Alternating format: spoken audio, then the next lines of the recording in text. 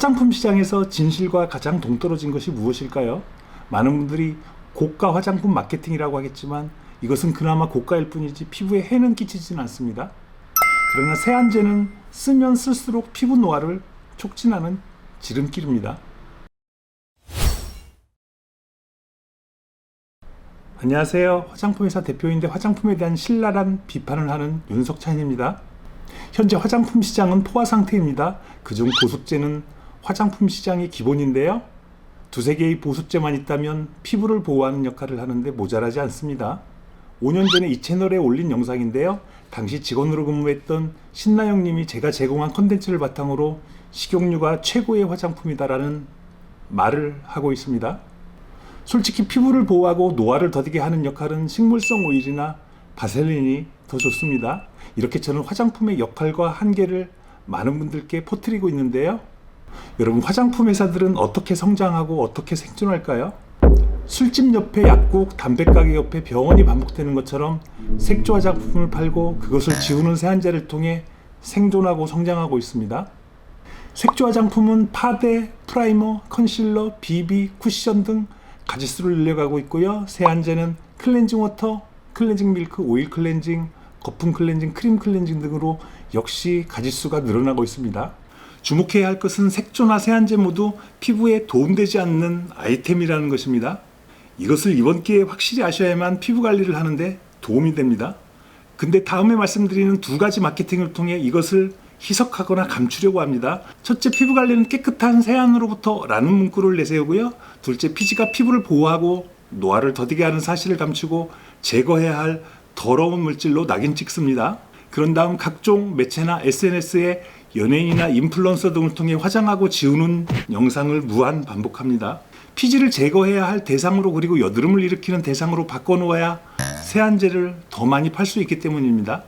또한 이것을 무한 반복하면서 오히려 화장하지 않은 사람들을 왕따시키고 있습니다. 몇 년 전만 해도 안 그랬는데 요즘 TV에 나오는 남자분들 중 색조 안 하는 분들 보셨나요?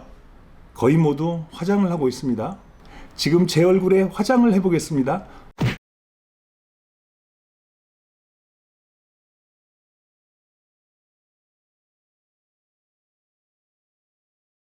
화장하지 않은 얼굴이 보기 좋은가요? 아니면 화장한 얼굴이 보기 좋은가요?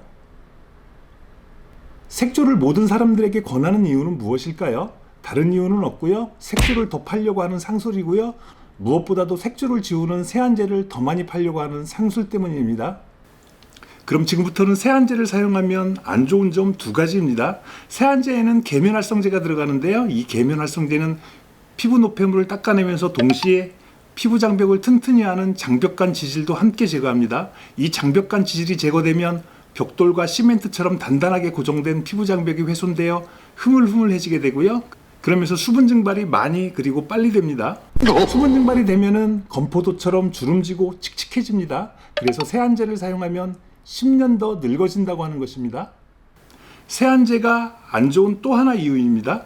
세안제가 자동적으로 노폐물을 제거하지는 않고요. 손이나 손가락을 통한 러빙을 통해 노폐물을 제거하는데요. 손이나 손가락으로 피부에 마찰과 자극을 주면 피부는 민감해지고요. 모공이 자극받아 모공이 커지고 블랙헤드 가능성이 더 증가됩니다.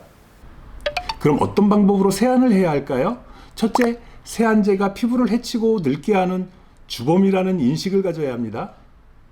설거지할 때 주방세제와 얼굴 세안제는 사촌지간입니다. 근데 설거지할 때는 고무장갑을 끼고 하는데 얼굴 세정할 때는 고무장갑을 벗고 피부에 직접 닿게 하는지 여러분께서 생각해 보셔야 합니다.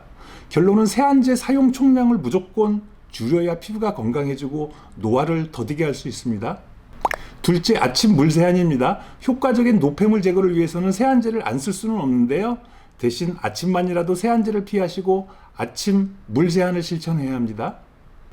셋째, 꼼꼼한 세안이나 이중 세안을 하면 뽀드득 소리가 나는데요.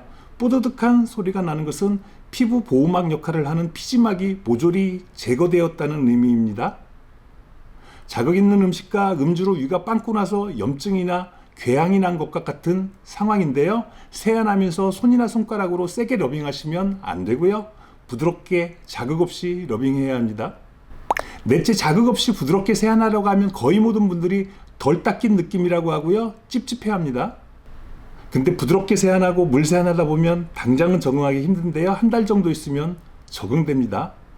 뭔가 덜 닦여서 위생상 문제가 있다는 분들은 마무리로 알코올 묻힌 해면을 이용해서 부드럽게 닦아주면 위생상 전혀 문제가 안 됩니다.